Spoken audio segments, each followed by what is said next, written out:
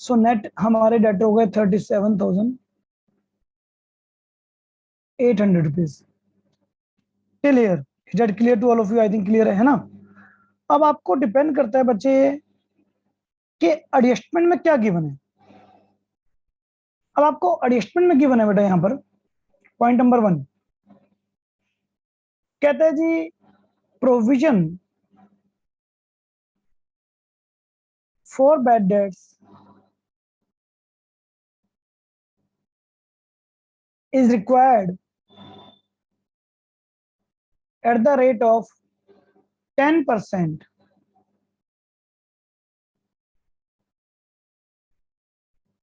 on debtors। कह रहे जी provision debtors के ऊपर हमें 10% रिक्वायर्ड है। तो बेटा फर्स्ट ऑफ ऑल तो ये ध्यान रखिएगा कि provision is always to be calculated on the gross debtor not net. यहां पर ग्रॉस डेटर का मतलब क्या हुआ बेटा 40,000। 40,000 का 10% कितना हुआ जी 4,000। इसका मतलब ये समझिए बेटा अब मुझे 40,000 का प्रोविजन रिक्वायर्ड है जिसमें से मेरे पास पहले से 2200 का प्रोविजन है। So what is my entry? So in that case बच्चे मेरी जो एंट्री यहां पर बनेगी that is revaluation account debit to provision for bad debts account. कितने रुपए बेटा 1800। ये 1800 क्यों आया? क्योंकि बच्चे मैं कहूंगा मुझे रिक्वायर्ड है अभी 4,000 रुपीज का जबकि जिसमें से 2200 का मेरे पास पहले से ही है। दैट्स वाई 1800 का प्रोविजन मुझे बेटा यहां पर और बनाना पड़ा। अब अगर इसी में मान लीजिए आपको कहा जाता है प्रोविजन फॉर बैड डेट्स, अब मैं शॉर्ट में लिख रहा हूं बेटा required at the rate of 5%। So now what? इसका मतलब बेटा जी कि 40,000 का 5% बनता है 2,000 रुपीज। बट मेरे पास तो ऑलरेडी प्रोविजन बेटा 2200 है तो इसका मतलब 200 रुपीज प्रोविजन मेरे पास एक्स्ट्रा है। So entry is provision for bad debts to revaluation account. How much amount बेटा 200। 200। अब जब आप न्यू बैलेंस शीट में कंसीडर करेंगे तो बेटा न्यू बैलेंस शीट में आप जो नया प्रोविजन बनाया वो सब्ट्रैक्ट करेंगे मतलब 2,000 रुपीज और प्रीवियस फर्स्ट केस में 4,000 रुपीज। तो मतलब ये कि आपको प्रोविजन ऑलरेडी जो दे रखा है this is your old provision और नया प्रोविजन आपको बनाना है डेटर के ऊपर। तो you have to cross check, आपको बेटा चेक करना पड़ेगा कि उस प्रोविजन में कितना गैप। अगर वो प्रोविजन शॉर्ट पड़ रहा है तो प्रोविजन और बनाना है that is my liability, revaluation को आप डेबिट करेंगे।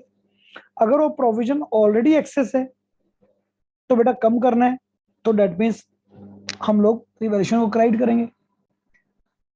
अब इसी की जगह एक और लैंग्वेज इसको यूज कर सकता था बेटा provision is increase up to ₹4,000 या प्रोविजन इज इंक्रीज बाय ₹1,800। तीनों का मतलब सेम ही तो हो गया बेटा।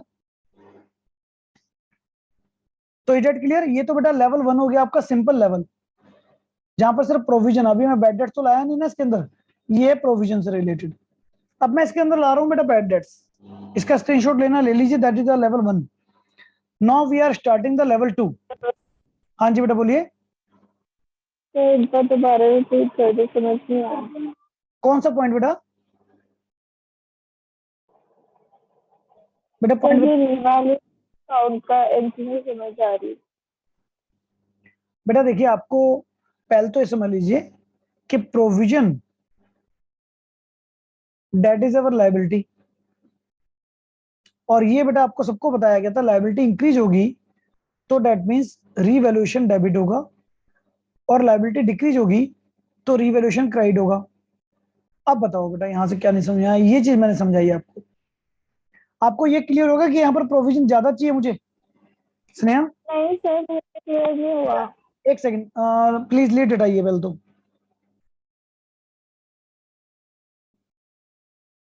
नो टॉक बेटा, हाँ जी। सर दोनों ही एंट्री क्लियर नहीं हुई। अच्छा बेटा, ऑलरेडी आपका प्रोविजन कितना 2200 का है, और आपको अगर प्रोविजन 10% चाहिए डेटर पर, तो 40,000 का 10% 4,000 बनता है, मैंने यहाँ लिखवाया भी है। तो बड़ा सिंपल कॉन्सेप्ट है कि मुझे प्रोविजन चाहिए 4,000 रुपीज का, जबकि मेरे पास ऑलरेडी बेटा इसमें से 2200 का प्रोविजन है। तो इसका मतलब क्या हुआ बेटा, प्रोविजन 1800 से आपको वो इंक्रीज करना पड़ेगा। इज दैट क्लियर और नॉट? Yes sir. तो बेटा प्रोविजन अगर इंक्रीज करना पड़ेगा तो रिवैल्यूएशन अकाउंट डेबिट होगा कि नहीं होगा? Yes sir. फर्स्ट एंट्री बेटा आप में से किसी को भी डाउट है अब, और उसने आपको भी क्लियर हो गई? सेकेंड एंट्री इज अपोजिट बेटा। सेकेंड एंट्री यहां पर कह रहे हैं 5%। अब बच्चे प्रोविजन रिक्वायर्ड है 5%, तो बेटा जब 5% ऑफ 40,000 निकालोगे इट बिकम 2,000, जबकि मेरे पास पहले से प्रोविजन बना हुआ है 2200।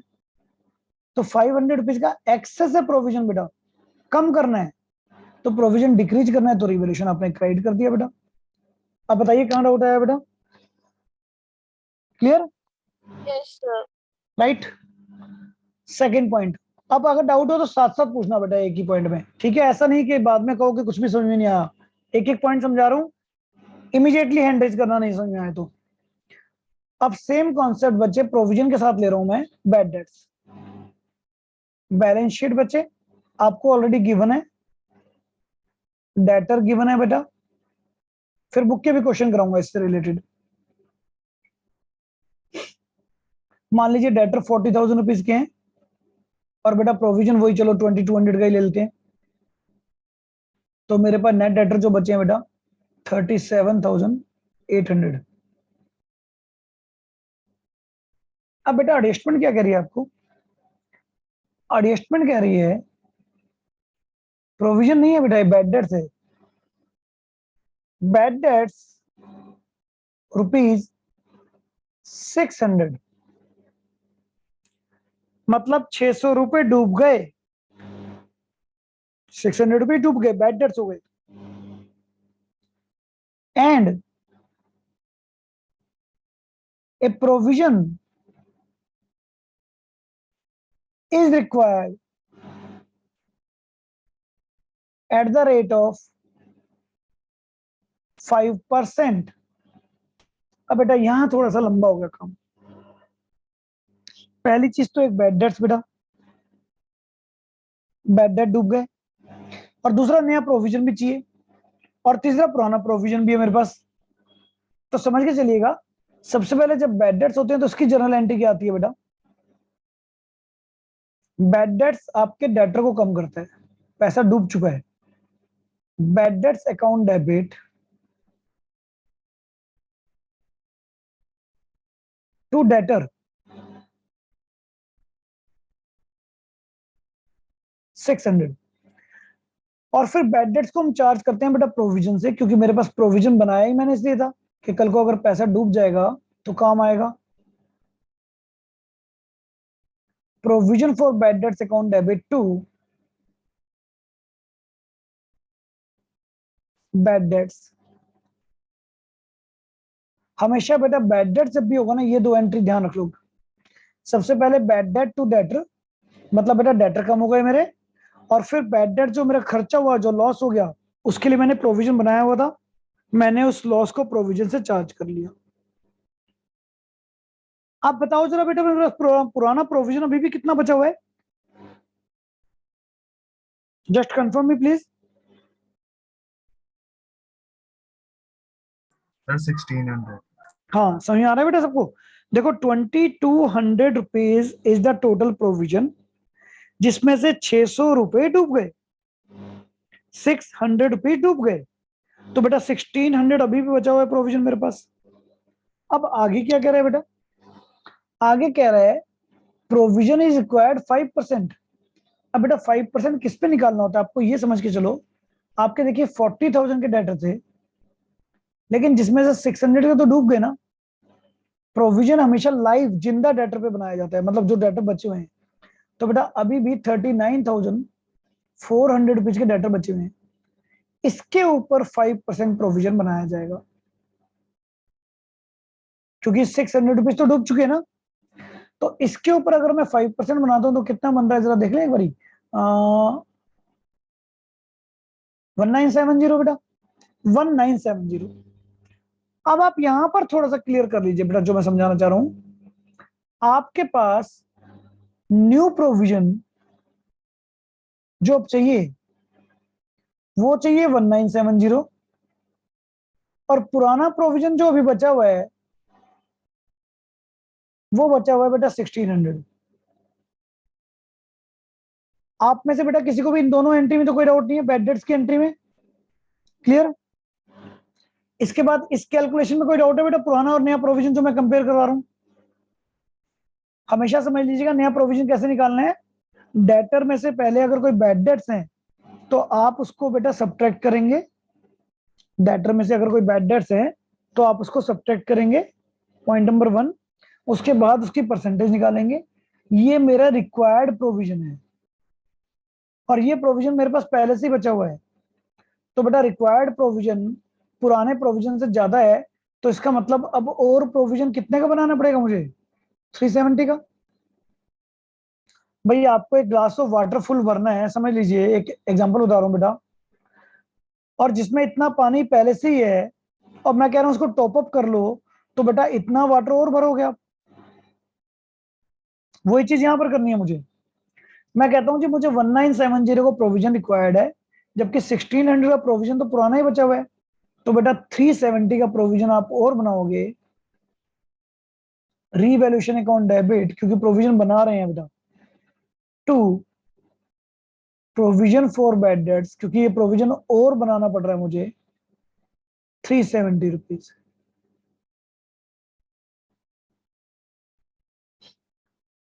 मतलब समझिए अब नई बैलेंस शीट में क्या पोजीशन रहेगी। अब आप नई बैलेंस शीट में जब डेटर दिखाएंगे बेटा, आप कहेंगे 40,000 के डेटर थे, जिसमें से 600 रुपए 600 तो डूब गया, और इसमें से भी 1970 का और प्रोविजन अब बनाया गया है, क्योंकि 1600 का पुराना था, 370 का और बना दिया ना आपने। तो ये डेटर बचेंगे अब आपके। एक बार बेटा कोई बात नहीं, इसमें डाउट हो सकता है, अभी 2-3 क्वेश्चन और ऐसे कराऊंगा। Entry number 1, entry number 2, entry number 3, और ये कैलकुलेशन एक बार चेक करो बेटा, आराम से, टेक योर टाइम। कोई डाउट है तो मुझसे दोबारा पूछ लो।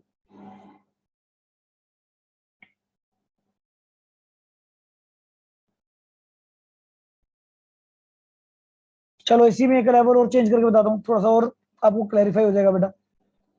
यही चीज अगर इन केस आपको मैं कहता हूं सब कुछ यही रहने दो बेटा, बैलेंस शीट वगैरह यही रहने दो, अब मैं आपको कह रहा हूं जी नया प्रोविजन जो चाहिए मुझे वो 5% की जगह बेटा मैं कर देता हूं 2%। देखो बड़ा एक सिंपल सिस्टम आपको बताया था, आपको इससे क्लैरिफाई भी हो जाएगा बच्चे। जो आपको फर्स्ट एडजस्टमेंट दी गई है, bad dates become 600, it's okay, and new provision required 5% की जगह मैं कर देता हूं बेटा 2%। So now what is the change? Entry 1 same, entry 2 same, ये दोनों एंट्री बेटा सेम रहेंगी, बट एंट्री 3 में बेटा अब चेंज हो जाएगा। क्यों? क्योंकि 39,400 का बेटा अब मैं 2% निकालूंगा। This is my new provision, जो कि कितना आ रहा है बेटा? 788 यस सर। 788 रुपीज प्रोविजन चाहिए मुझे बेटा। अब सोचिए कि ओल्ड प्रोविजन बेटा मेरे पास पहले 1600 बचा हुआ है, जबकि बेटा न्यू प्रोविजन मुझे सिर्फ 788 चाहिए। तो what is mean by debt भाई? इसका मतलब तो मुझे ये समझ में आ रहा है बेटा कि प्रोविजन मेरे पास 812 रुपीज पहले से ज्यादा है। तो तीसरी एंट्री बेटा अब चेंज हो जाएगी, मैं कहूंगा provision for bad debts account debit to revaluation 812, क्योंकि अब प्रोविजन बेटा ज्यादा था, अब प्रोविजन को रिड्यूस करना है, प्रोविजन को कम करना है, ठीक है ना? तो प्रोविजन को कम करना है, तो that is the main concept. Okay, चलिए अब बुक के क्वेश्चन दिखाता हूं, उसको करते हैं बेटा सॉल्व। आप करोगे फिर मैं करवाऊंगा। प्रोविजन से रिलेटेड बेटा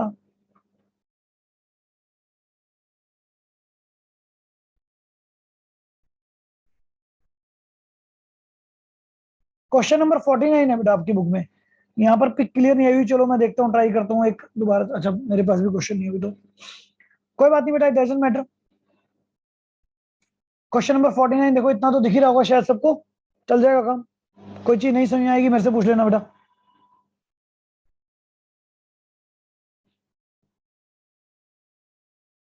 आप लोग करो ट्राई इसको, टेक योर टाइम।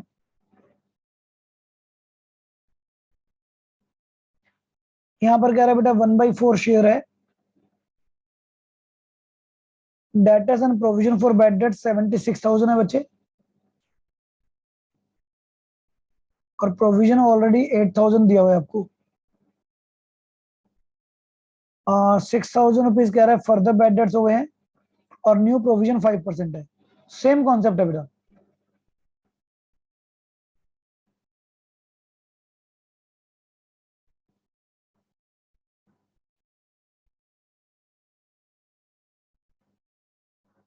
पहले आप लोग करेंगे बेटा आंसर, फिर मैं आप लोगों से पूछूंगा।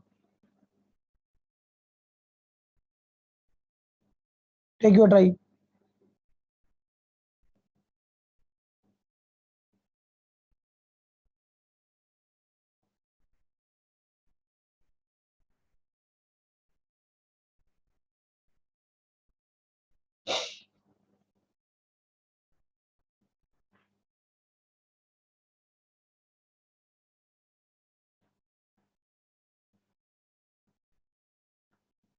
बच्चे क्वेश्चन क्लियर हो गया सबको?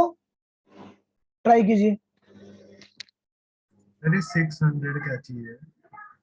6,000 है बेटा, 6,000 of the debtor proof bad, bad debts हो गए 6,000 रुपए बेटा। देखो हमेशा पूरे क्वेश्चन में बेटा आपको चार ही चीज दी जाएंगी, आपके डेटर कितने हैं, आपका प्रोविजन कितना है, आपके बैड डेट्स कितने हो गए,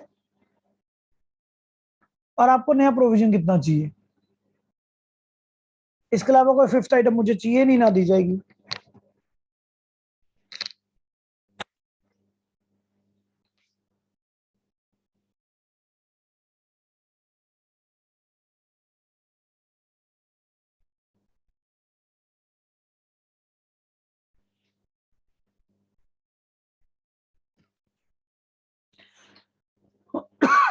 सॉरी बेटा।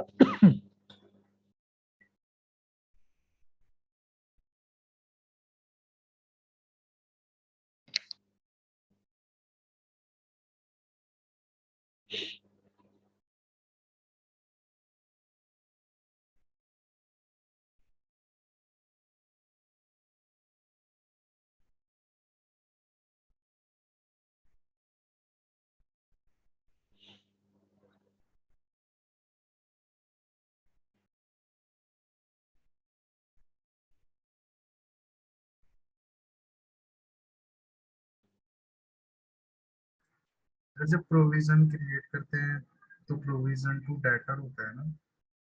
दोबारा बोलिए बेटा। हाँ जी। जब प्रोविजन क्रिएट करते हैं नया, तो उसकी एंट्री प्रोविजन टू डेटर होती है।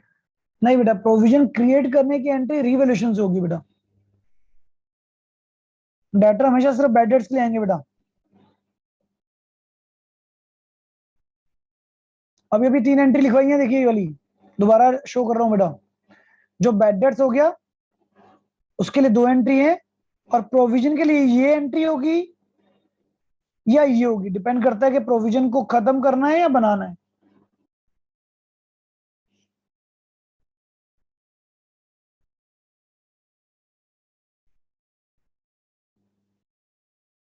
जिनका भी हो जाए बेटा चैटिंग में लिख दीजिएगा डन, सो दैट मुझे क्लैरिफाई हो जाए कि हो गया।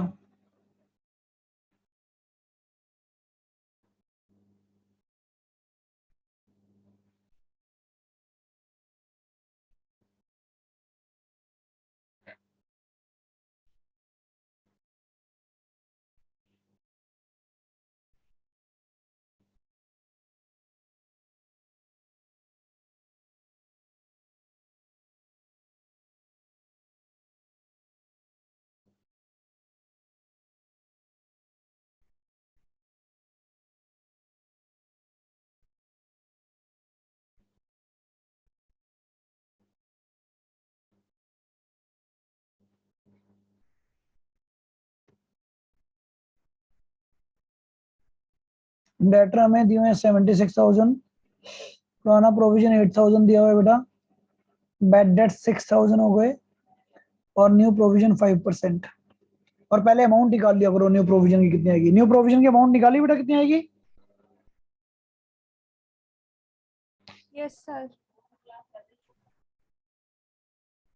गुड बेटा, स्नेहा आपका हो गया, वेरी गुड। अवन्या सर कितनी? 3500। हाँ जी 3500। सर 3500। ये कैसे निकाली गई है बेटा, बार बार जिनको नहीं समझ में आएगा तो दोबारा बताया हूँ। 76,000 डेटर में से पहले बैड डेट्स माइनस करो बेटा, है ना, 11th में भी तो यही करते थे बेटा, याद होगा। और 5% यानी कि 3500। अब सिंपली आपको बेटा इतना देखना है कि पहले जो बैड डेट्स हुए ना, इसको तो अलग कर लेते हैं पहले। इसके तो दो एंट्री पेयर बनाना ही बनाना है आपको। Bad debts account debit to debtor, और उसके बाद provision account debit to bad debts. ये तो बेटा बैड डेट्स की एंट्री है टोटल 6,000 रुपीज से, एज इट इज डाल दीजिए आप, ठीक है। अब मेन आपको बस ये देखना है कि न्यू प्रोविजन कितना है, 3500, और ओल्ड कितना बचा हुआ है बेटा।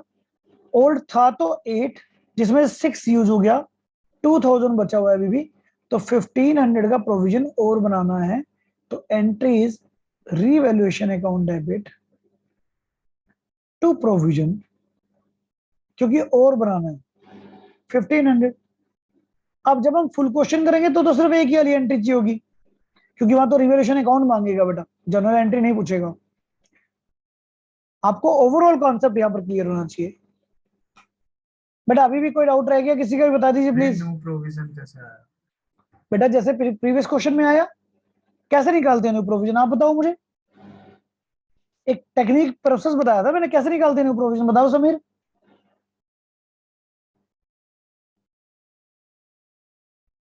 सर मैं भूल गया। भूल गए? बस 2 मिनट में भूल गए? बेटा मैंने बताया था डेटर्स में से जो बैड डेट्स हो गए हैं उनको लेस करके बाकी जो बचे हैं, बार बार एक वर्ड बोल रहा हूँ, जिंदा डेटर, जो डेटर अभी बचे हुए हैं उन पर प्रोविजन बनता है। ये देखिए ना, थोड़ा यहाँ पर स्क्रीन पर देखो, मैंने निकाल भी रखा है बेटा। 76,000 के डेटर थे, 6,000 के उसमें से डूब गए, बाकी बचे 70,000, उसका 5% आपने न्यू प्रोविजन निकाला। Yes sir. हमेशा ऐसे निकालना है। और बेटा क्लियर जी सबको? So now let's see question number 51, करो बेटा ट्राई, सेम पैटर्न है, देखो।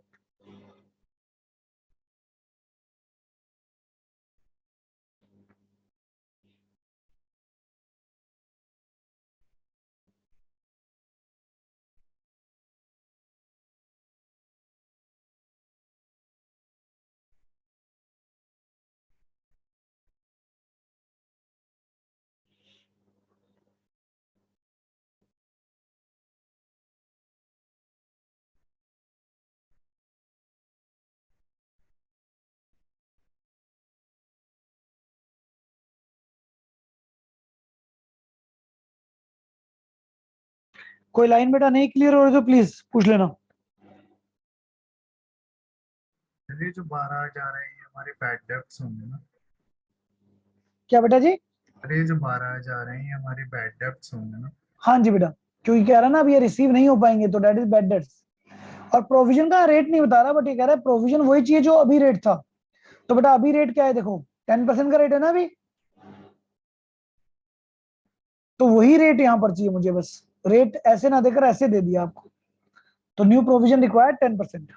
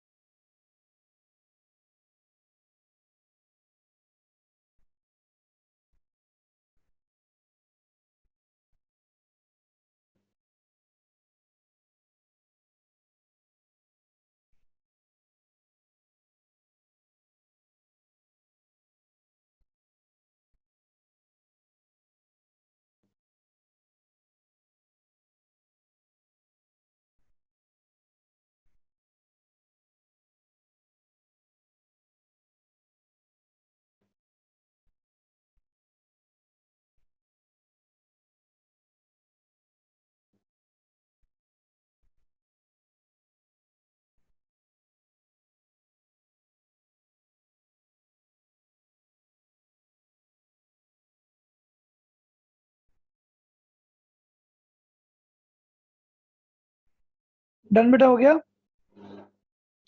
15,000 में से 12,000 रुपए बैड डेट डूब गए तो 3,000 रुपए प्रोविजन बचा हुआ है बेटा, और नया प्रोविजन मुझे कितना चाहिए? 13,800। 13,800 इज द न्यू प्रोविजन और 3,000 इज द ओल्ड प्रोविजन, तो डेट मीन्स 10,800 रुपीज का मुझे नया प्रोविजन बनाना पड़ेगा।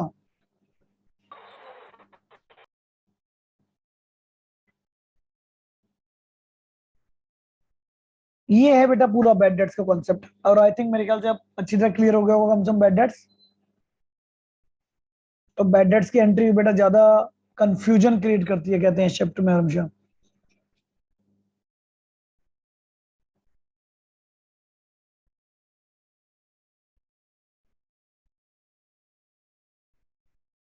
ठीक है बेटा, आगे बढ़ जाए। अब कोई डाउट दोबारा लेना तो ले सकते हैं, बताइए।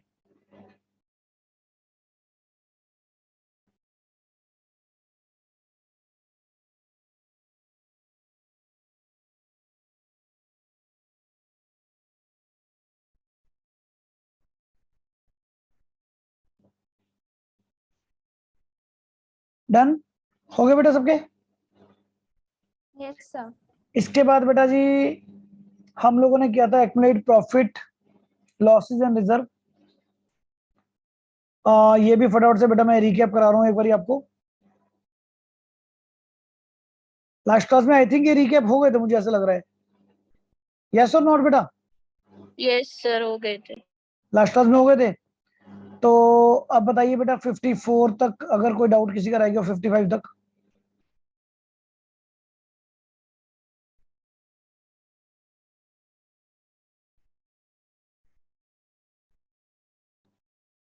IFR एक रह गया था, मुझे ऐसा लग रहा है IFR नहीं करवाया था ना रिवीजन में इस चैप्टर के अकॉर्डिंगली। एक IFR और करवाया था बेटा।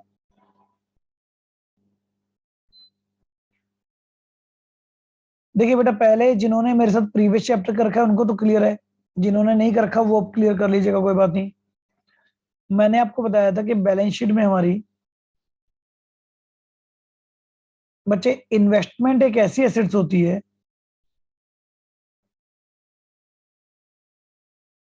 जिसकी वैल्यू बहुत ज्यादा फ्लक्चुएटेड होती है बेटा, बार बार वैल्यू अप या डाउन होती रहती है, राइट। और वो है इन्वेस्टमेंट। ये जो इन्वेस्टमेंट की वैल्यू आपकी बैलेंस शीट में दी होती है ना, इसको हम बोलते हैं बेटा बुक वैल्यू। इसको हम क्या कहते हैं बेटा? Book value. जबकि मार्केट में आज की डेट में जब रीवैल्यूड करवाएंगे उसको बोलते हैं मार्केट वैल्यू। अब इन्वेस्टमेंट की वैल्यू कहीं कम ना हो जाए, इसके लिए हम लोग एक फंड बना के रखते हैं, investment fluctuation reserve.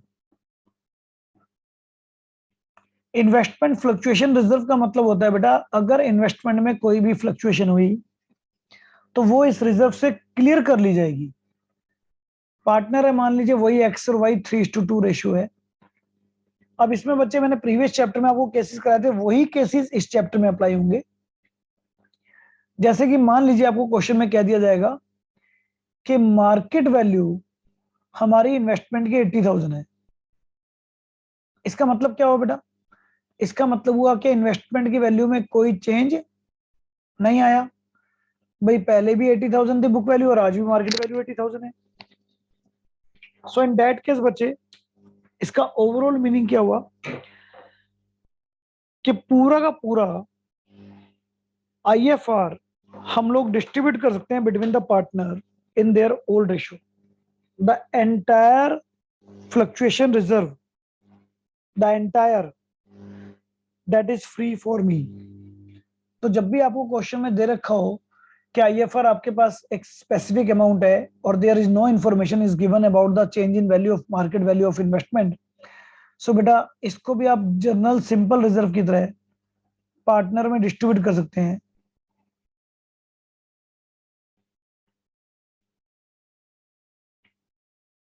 Old partners old ratio.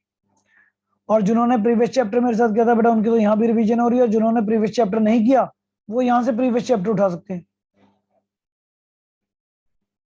अगर आपको कहता है कि मार्केट वैल्यू इन्वेस्टमेंट की सपोज 68,000 ही रह गई है, तो अब मुझे पता लग रहा है बेटा कि मेरी मार्केट वैल्यू इन्वेस्टमेंट की 12,000 से कम हो गई है। इन्वेस्टमेंट की वैल्यू 12,000 से कम हो गई है। तो बच्चे अगर इन्वेस्टमेंट की वैल्यू 12,000 से कम हो गई है तो इसका मतलब क्या हुआ जी? इसका मीनिंग हुआ बेटा कि इन्वेस्टमेंट की वैल्यू 12,000 से कम हो गई है। तो थैंक गॉड मेरे पास आईएफआर था। तो investment fluctuation reserve account debit कितने का था बेटा? 20,000 का, जिसमें से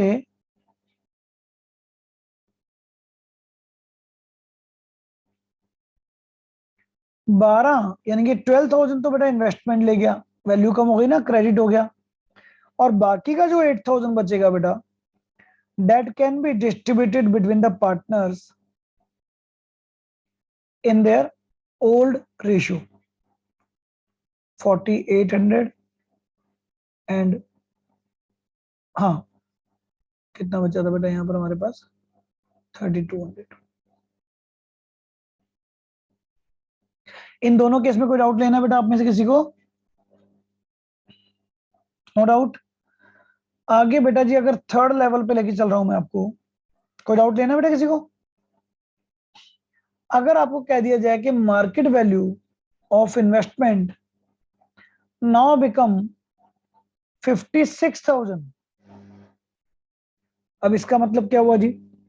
इसका तो बेटा मीनिंग कुछ मुझे ऐसा लग रहा है कि वैल्यू ज्यादा डाउन हो गई है ना। 24,000 रुपीज से वैल्यू डाउन हो गई, जबकि मेरे पास जो रिजर्व था बेटा डेट इज ओनली 20,000। और जब एक्स्ट्रा एसेट्स में या लाइबिलिटी में डाउनफॉल आता है या अपफॉल आता है तो बेटा we can use the revaluation account. तो बेटा जी यहां पर भी investment fluctuation reserve account debit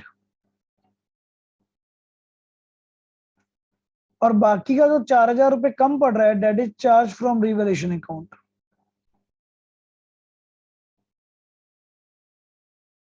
क्यों? क्योंकि बेटा जो इन्वेस्टमेंट हमारी कम हुई थी ना वो 24 से हुई थी इसलिए। और इस केस में बेटा एक और एंट्री भी आएगी क्योंकि लॉस भी तो हो गया ना रिवैल्यूएशन में। तो जो रिवैल्यूएशन का लॉस है debt is transfer to partner capital account in their old ratio.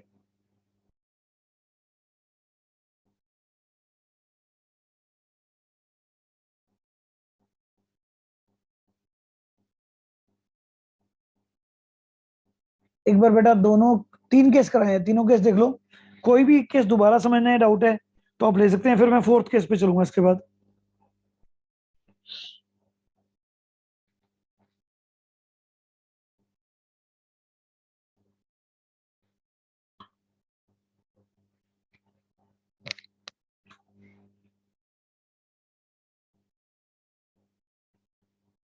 Second Mayank बेटा, सेकंड केस में आपको बताया गया है बेटा कि इन्वेस्टमेंट हमारे पास 80,000 की तो थी, वो 68 की हो गई है बेटा।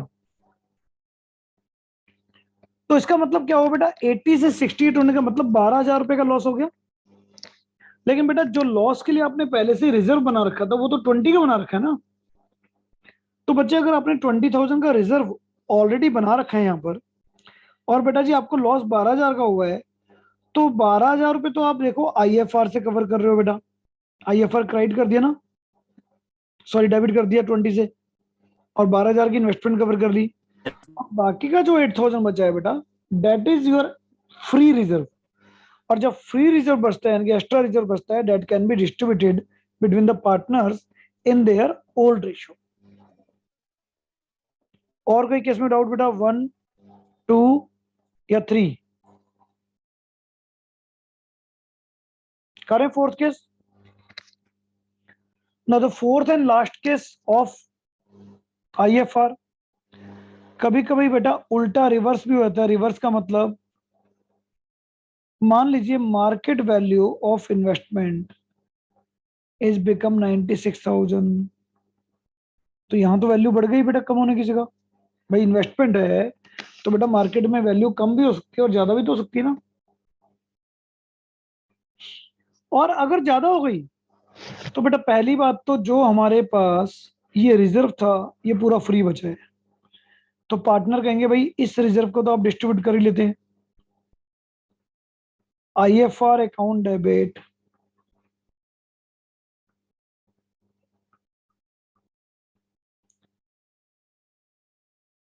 जितना भी बेटा रिजर्व था मेरे पास, ओल्ड पार्टनर ओल्ड रेशियो में। अच्छा ऊपर से इन्वेस्टमेंट की वैल्यू बढ़ गई, तो इन्वेस्टमेंट की वैल्यू बढ़ गई तो बेटा रिवैल्यूएशन में आएगी।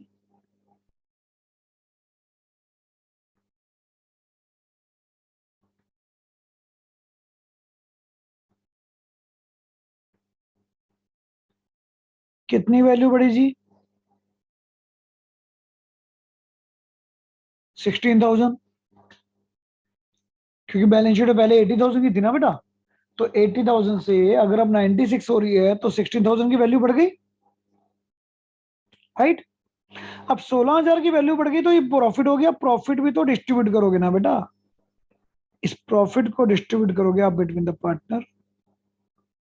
जो 16,000 का आपका प्रॉफिट आया था बेटा, that is transfer to X और वाई इन देयर स्पेसिफिक जो भी आपको रेशियो दे रखी है बेटा,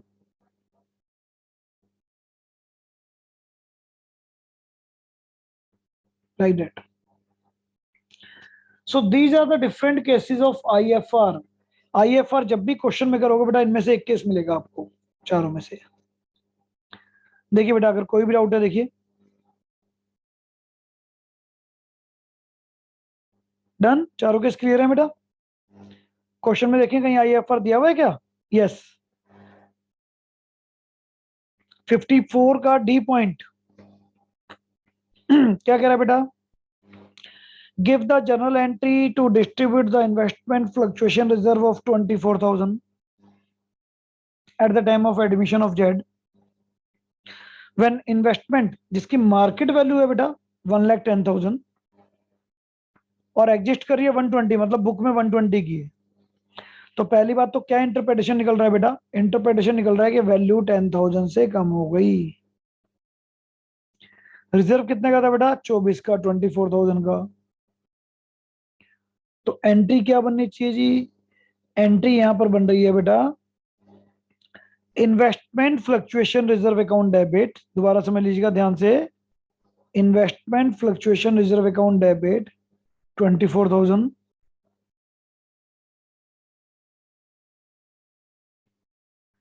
टू इन्वेस्टमेंट 12,000, सॉरी 10,000 बेटा, क्योंकि 120 वाली 110 हो गई। और बाकी का जो 14,000 बचा हुआ है वो हम एक्स और वाई में डिस्ट्रीब्यूट कर सकते हैं इन देयर रेशियो। तो वाई का शेयर जरा मुझे बताओगे बेटा कितना आएगा इसमें? How much the amount getting by Y? 7,000। 7,000, क्योंकि बेटा रेशियो गिवन नहीं होगी तो इक्वल लेंगे, दैट्स इट, सिंपल आपको बताया हुआ है। If ratio is not given then it should be taken as equal. Okay. E point क्या कह रहा है बेटा? थोड़ा डिफरेंट लेवल आ गया है। एक क्वेश्चन कह रहे जी आपके पास जनरल रिजर्व है 4800 का। अब जनरली तो हमने सीखा है बेटा जनरल रिजर्व कोई भी रिजर्व होता है तो हम पार्टनर में डिस्ट्रीब्यूट कर देते हैं, बट यहां पर कह रहा है 20% है ना जनरल रिजर्व का ट्रांसफर करना है आपको IFR में। अब थोड़ा सा ये कॉन्सेप्ट कॉन्सेप्ट नहीं है बेटा, एक लॉजिकल चीज है। देखो ऐसा नहीं है कि इन चीजों को हम ये कहेंगे सिलेबस में है सिलेबस में नहीं है।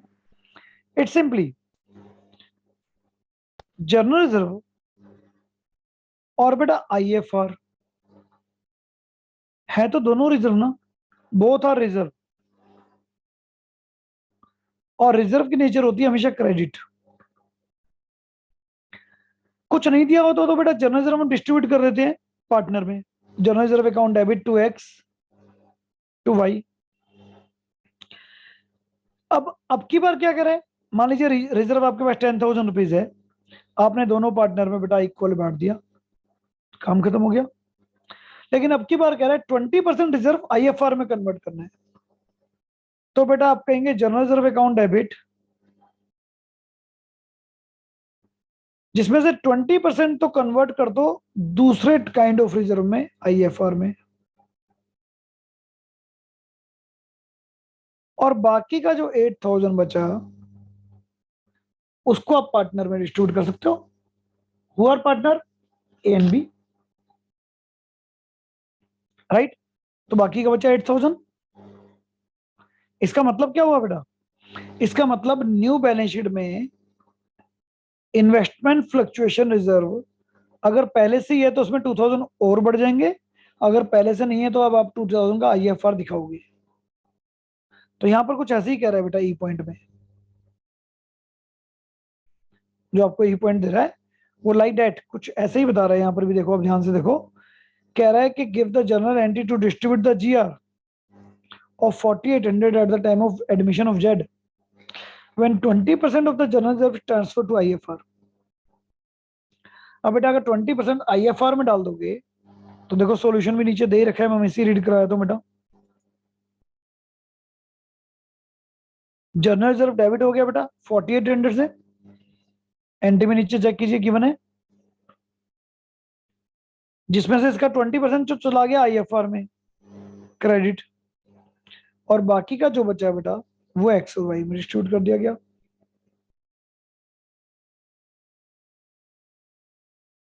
सुनाओ प्लीज चेक बेटा, अब कोई डाउट बचा है देखो इसमें?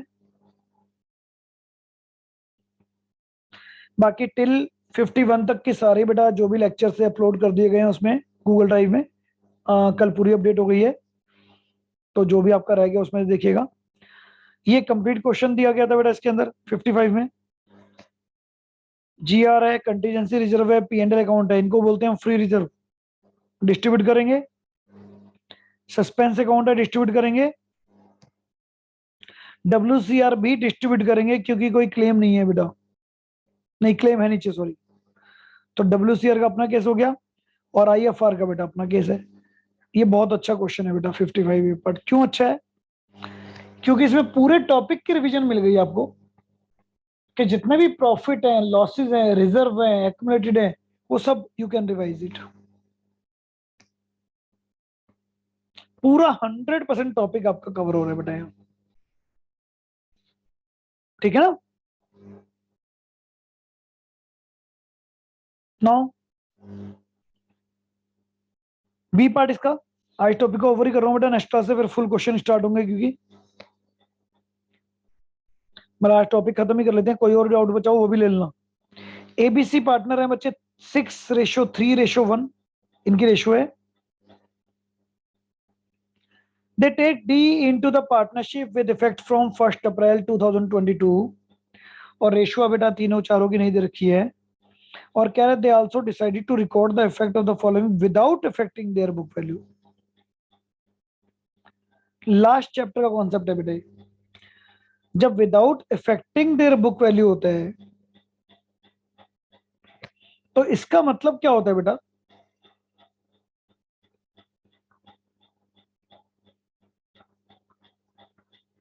आपको बताया था कि जनरल एंट्री डालनी है, सिर्फ एक एंट्री डलेगी बेटा इसकी, gaining to sacrificing. General reserve से प्रॉफिट ऐड कर लीजिए, कंटीजेंसी रिजर्व ऐड कर लीजिए, प्रॉफिट ऐड कर लीजिए, और जो लॉस है माइनस कर दीजिए, इन पर निकाल दीजिए net effect.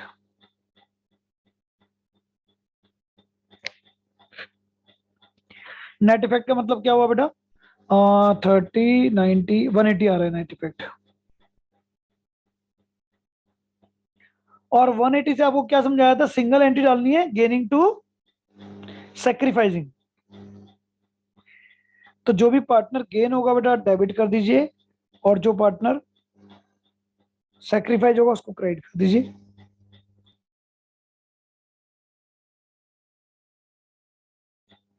As per the chapter 4। So now the short concept are complete beta here. Next class से we will start the question of 8 marker, और ये 100% है बेटा, इस चैप्टर में से क्वेश्चन ना आया हो 8 नंबर का आज तक नहीं हुआ। आज तक नहीं हुआ 27 ईयर में कि इस चैप्टर में से 8 नंबर का क्वेश्चन नहीं आया हो,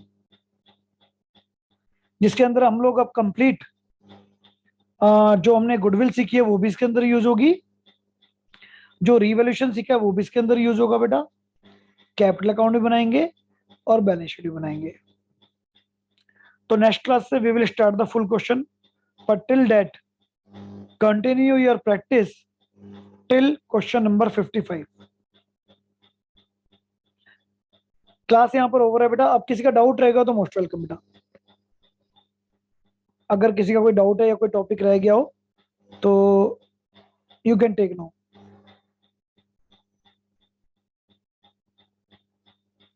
सो नो डाउट बेटा। चलिए we will meet in the next class. Till then 55 तक करके रखिएगा। थैंक यू बेटा।